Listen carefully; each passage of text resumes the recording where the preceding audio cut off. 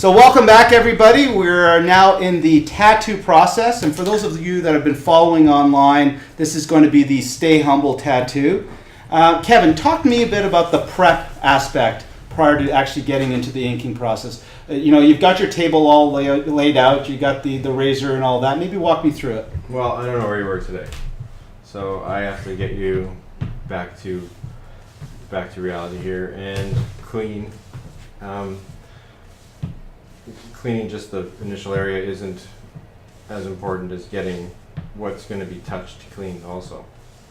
So here we go. Wish you could see this. Well, for those of you that are interested, we are videotaping this as well. Oh.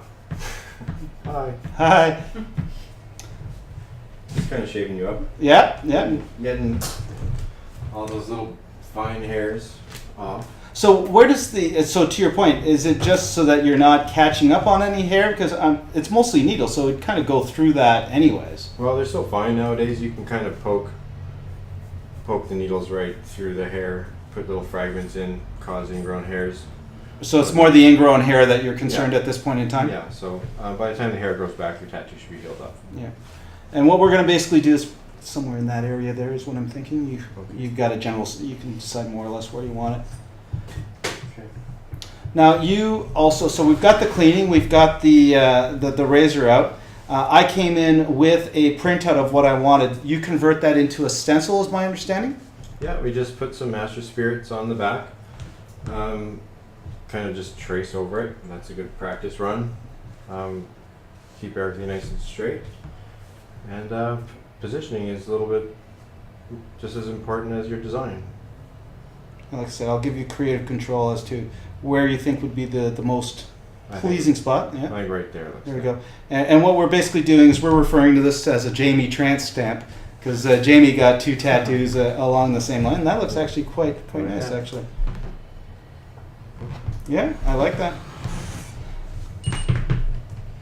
There, now I gotta get clean. There you go. So obviously cleanliness is very important. I noticed that a lot of the gear now has blue plastic sleeves over. What's that involved? Is that just to keep the cabling and stuff like that out of the way, or is it more to make sure that there's no contaminants getting into the ink? Absolutely cross-contamination. Okay.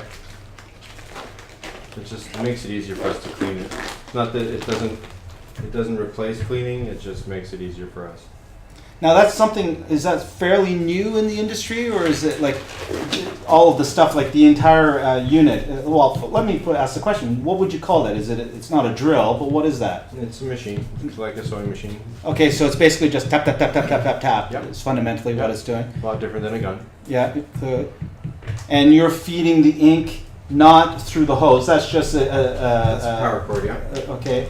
And you're basically just dipping the needle in the ink at that point in time. That's right. The machine's technically just a glorified doorbell. Got it. Oh, very interesting. With a pointy end instead of a bell. Is there different needles that you would use depending on the tattoo, or is it fairly much a universal needle that you use regardless of the tattoo that you might want to work on? Well, yeah, if you want to get really involved and detailed, you can switch your needle groupings up. 2 needles basically should be able to tattoo anything that's going to last for 50 years anyway. Mm-hmm. So little fine lines that you see people doing all the time usually only last for a couple of years, and they start to fade out a little bit if they're not done properly. So, worst case scenario, if you're just starting out in the business, just stick to what works, stay away from your other lines, and you're good. So is there multiple needles in that device, or is it a single needle? Well, single needles are definitely useful, but we choose not to use them on a day-to-day basis. It's groupings of needles. Either it's the shape of the groupings which makes your brush. Okay, so that brought up a very good point. So by defining the brush, depending on is there a certain degree of artistic, you define, what kind of brush you like to use for the work that you use, or is it more you'd have a filling brush versus a laying out brush, for lack of a better term? That's pretty barbaric. You can use your brush however you want, like a fan brush when you're doing painting. You can use the corner of it. You can use it however you like, and each person that's their style. You know, if they make a certain motion with it, and it gives them what they wanted to do, then that's what you get. There's no turning back. Yeah. And that brings up the very good point. There's no turning back. We're happy with the placement. The area has been cleaned and prepped. The ink is ready. Anything else I need to know before we get started? What warnings would you give someone that has not had a tattoo done before? Just breathe deeply and evenly, and don't stop. Mm-hmm. And people have a tendency of experiencing tingling sensations and stuff like that. Do you warn them in advance as to what they might feel when that first needle hits, or? Well, it's kind of shocking and pleasing all in the same time. Mm-hmm. Okay, so I'm going to try to do a podcast while we're doing this, but there will likely be moments of silence, so bear with us and enjoy the little noise. If I start writing what I'm talking about, it's not yeah, exactly. All right, here we go. Let me know how this is. That's the machine, by the way. So once again, what we're doing right now, for those of you that are following online, is the StayHumble Tattoo. Now, clearly, and Karen brought this up earlier, there's blood in the process of creating a tattoo because you actually are cutting through quite a bit. Is it getting right into the muscle, or what is it actually tattooing against? We're only going through a couple layers of skin. If there's much blood, you're probably going a little too deep, or you're tattooing an alcoholic. Now that brought up a very good point, because if you're drinking prior to a tattoo, the blood is thinned out, and that would be a clear sign. So people obviously should not have drunk prior to have a tattoo or anything like that. Well, I'm not getting one, so it doesn't really matter. What do you mean you? I love the humor. Yeah, it really doesn't matter. A couple drinks isn't going to do very much. It's just if there's like a habit, that's hard to kick. Like, I don't know. Nobody really bleeds anymore. These needles and stuff are so sharp. If you know how to work it, you're all good.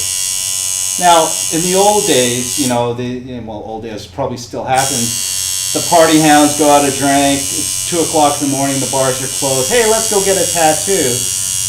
Clearly, the responsibility is on the owner of the tattoo shop to, I would assume, validate that the people aren't drunk. They're, thinking clearly. They don't have, an excess amount of alcohol in their system that would impact the tattoo process. What's involved in that process? What do you say to someone that comes in that clearly should not have a tattoo? Man, there's where you have to be careful. You don't want to really offend anybody. And there's 2 ways to go about doing that. You can go about doing that by granting them their wish and tattooing that ridiculous idea they just had 10 minutes ago in the bar. That's a little more offensive to not just the person that you're tattooing, but to everybody that sees it, So if you make an appointment to get a tattoo done and you don't change your mind, and and you're not obviously not drunk, then you still made a good decision. There's nothing wrong with a glass of wine or something. I apologize. I'm actually watching this happening as it's happening, so I'm not doing necessarily a good job of doing the tattoo. The ink in this particular case is black. When a person comes in, do you have a sense of what colors might, be good for the tattoo, or do they kind of just come with a design with the color in mind? Well, I like to try to stay black with my outlines. A lot of people are doing different color outlines. I've experimented with that for years. There's certain applications where you can absolutely use color for an outline, like if you're doing cartoon work or whatnot. If you're familiar with how they're done, all of the outlines are color. There's no black in a cartoon. But then, it's just all in what you're willing to do and how much time you're willing to spend on each thing. You're going to be changing colors all the time for, you can get into having your outlines multicolored and shaded, just the outline. Do you change the needles when you have to change the ink? No, you can just wash them out. Yeah. Just like a tattoo course or what? Yes, I'm gonna become a tattoo professional after having done this. It's a little more involved than just knowing how to do it. Now you've got the light on your head, and that's clearly so you can see the area. When you're doing the tattoo, is there something in your mind that you're thinking, or is it pretty much just muscle movement at your point? Well, there's a million things going on, and I have to be in charge of all that at the same time. And you're definitely with the podcast is definitely putting your tattoo at risk a little bit. Yes. But there, see, There you seems go. to be working just fine. That's looking very nice already. Thank you.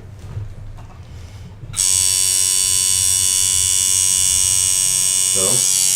Yeah, I guess I'm at a point right now where I'm asking the question, do people pass out when they're having tattoos? And because we talked a bit about this earlier, there's something to be said about if a person were to pass out or fall asleep or whatnot. So what are the things that you're looking for if a person all of a sudden falls asleep or passes out? Not that I'm about to pass out, because I'm breathing. You kind of just stay in touch with each other. You know, if you're a little chatty and then you drop off a little bit, or you start, not feeling too well, that's just to stop. No one's gonna get mad or anything if you need a little break. Now this is obviously a fairly, simple tattoo from a time frame. What would the person look at if they're doing a multi-hour tattoo? Because clearly you're going to see a lot more pausing on that. Yeah, usually about 4 hours is about average for what people sit through before they start getting a little fidgety. We have the television and everything, but it's hard to do. It's hard to get yourself sitting still, and that amount of dedication, is really, not for the newbies for sure. There's ways to get yourself built up to take a long session. Have you had people come in and go straight to a full-blown long session tattoo, or do you tend to have people want to start slow? Like, I know there's a certain, once you get the first tattoo, you'll clearly want another one. There's, it's one of those things everybody says. And I know when I was having my first one, I was already designing my second one while having the first one done. But are there instances where people go straight to the full-blown? For sure, yeah. I'd like it a little bit more if people designed their second one before they got their first one done. Then you are going to be left off with a much better tattoo in the end that doesn't look pieced together.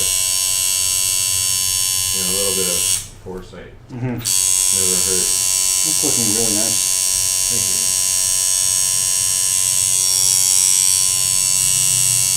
Just putting a little makeup on.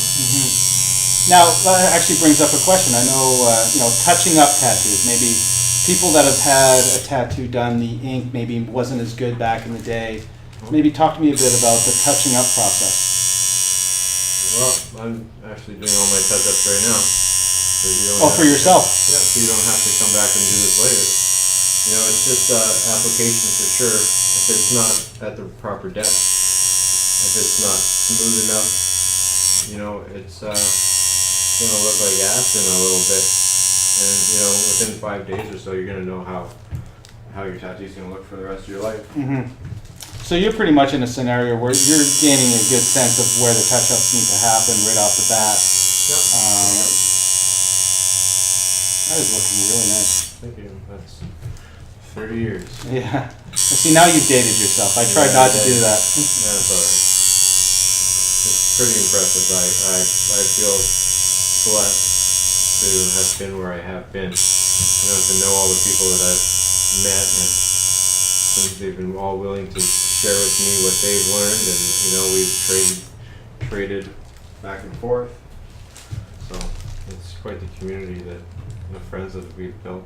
Well, I use the bartender analogy. You're spending a considerable amount of time with a person. Let's be honest, doing something that is going to be permanently with them. I'm sure there's a lot of stories that get shared during that process, and a certain degree of friendships that have evolved through that tattoo process, I'm sure. Oh yeah, it's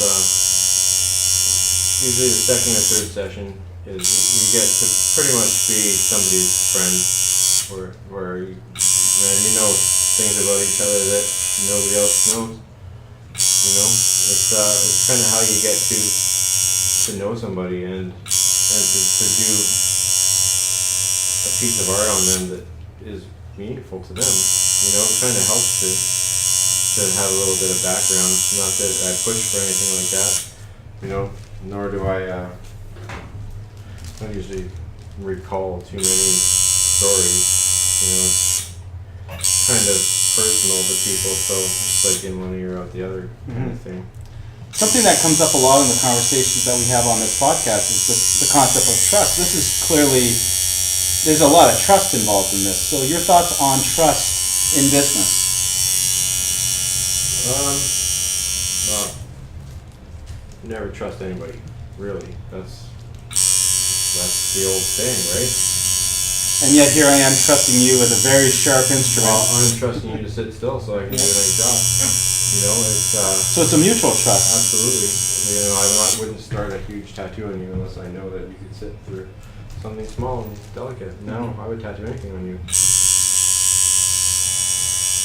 Yes, I'm sure Karen's thrilled at that idea. Yeah. You want to try it, Karen? Don't give her Don't make me laugh at this point. See, Karen's also a grammar Nazi, so we've definitely made sure that there was no spelling mistakes on this. Oh, okay, that's fantastic. How do I look?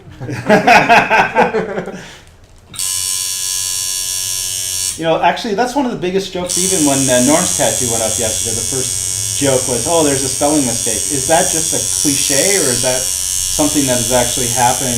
Well, you know, not to you, to your competitors. Of course, it's happened to me. You know, it's happening somewhere right now. Not here, but somewhere in the world, someone's getting something terribly wrong. So, what are the options when that happens? I don't know. Just maybe try and get it added to the dictionary. Yeah, I think we're almost done here. Yeah, that black's looking really nice. So as we're shifting into the final prep, maybe let's talk a bit about the maintaining and what we do once the tattoo's done. Well, don't put any kind of ointments on it. And basically listen to your tattoo artist. Each one has a different thing going for them. If they're willing to fix your tattoo because you put something they recommended on it, then well, whatever. I'm kind of it's like the natural kind of way of healing, which is let your body do what it's supposed to do. You know, we just spent all this time tricking your skin into thinking that's supposed to be there.